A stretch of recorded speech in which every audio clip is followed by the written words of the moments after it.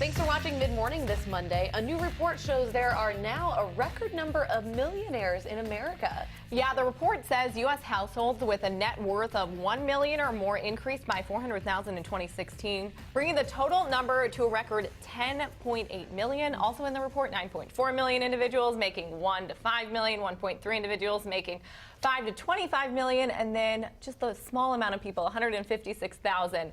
With a net worth of 25 million or more. Doesn't that sound nice? A lot of people have a lot of money. I think that's the takeaway from this. A lot of people have gotten millions. Now, in contrast, though, a Pew Research study said middle-income adults fell from 55% in 2000 to 52% in 2014. So what do you think this says about the rest of the population? Because some people will say that even though the middle income is shrinking, it's good that people are getting richer.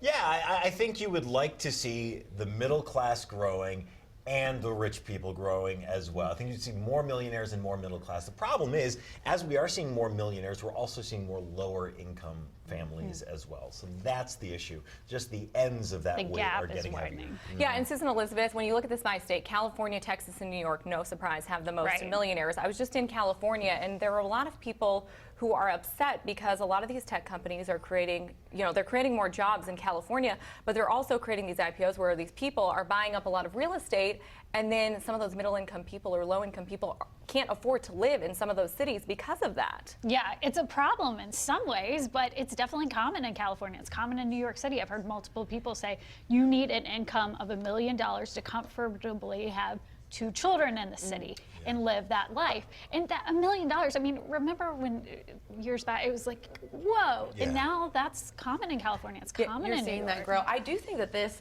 when you're seeing this gap, this income gap grow, it's a problem. And I think that unless we can find a way to help the middle class and help the lower class continue to grow at least a little bit and not be going in the opposite direction, that's something that we need to see, because eventually this is going to come back on the higher, income, and they're going to be needing to support more. So it'd be better just to have everyone moving in that direction. It's not great to see the state. Well, and I think when you look at just even the election this year, you look at a lot of the people where they did research, and they found that a lot of these people who are in that lower income bracket were disappointed with the way the economy is moving, and a lot of those people ended up voting for Donald Trump, and that's why you see him in office right now.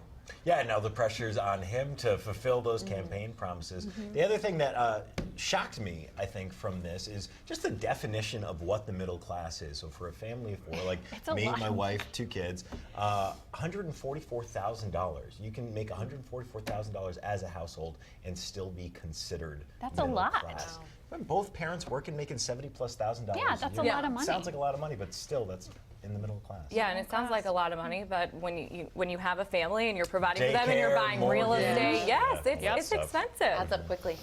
Debate is